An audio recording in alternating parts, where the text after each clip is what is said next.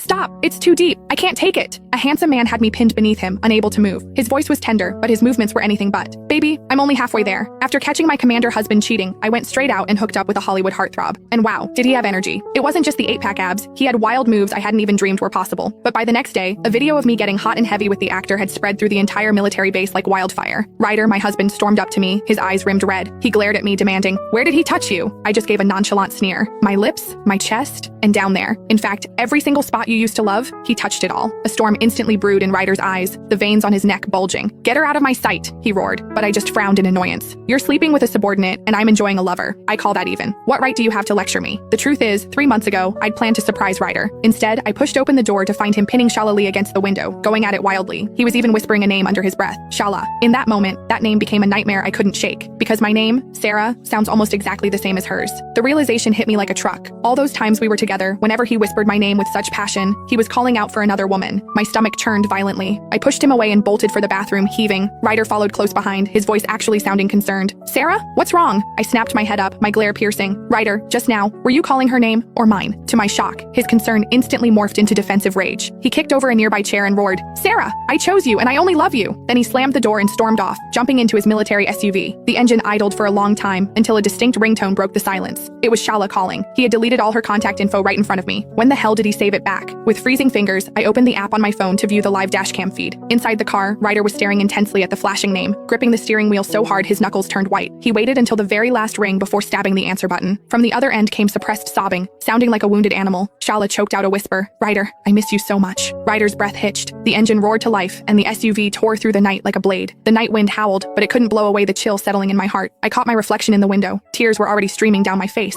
The car soon pulled up outside an officer's apartment complex. Rustling sounds came through the dashcam audio, followed by Shala's whimpering moan. "It hurts." And the husband who swore he loved me replied, his voice so raspy it was barely recognizable. "Take it. Even if it hurts, take it." What followed was a night filled with heavy breathing and frantic kissing. It sounded so desperate, so primal. I stood by the window all night, listening to every second of it. Only when the first light of dawn broke did I move my stiff body to retrieve the divorce papers. I had forced him to sign a clause earlier. If he cheated again, all assets and property would automatically transfer to me. I deliberately signed my name and took the document straight to the legal assistant's office on base. The lawyer reviewed it and looked up. "Once filed, your marriage will be officially dissolved." I dragged myself home on shaky legs to find Ryder already waiting. Seeing me, he looked impatient. "Where the hell have you been? Stop using suicide threats to manipulate me," he snapped. "Is that all you know how to do? Torture me with these stunts?" I stared at him, my heart turning to ice. So, my near-death accident back then, in his eyes, it was just a ploy for attention. It didn't matter that I'd lost 15 pounds from the stress, or that I'd mentally collapsed to the point of nearly falling off a cliff. Seeing how pale I was, Ryder's tone softened slightly. He reached into the car and pulled out a box of strawberry pudding. "Here," he said, looking like he expected a medal. "It's your favorite. I drove halfway across the city just to get it for you." But looking at the packaging, I felt sick again.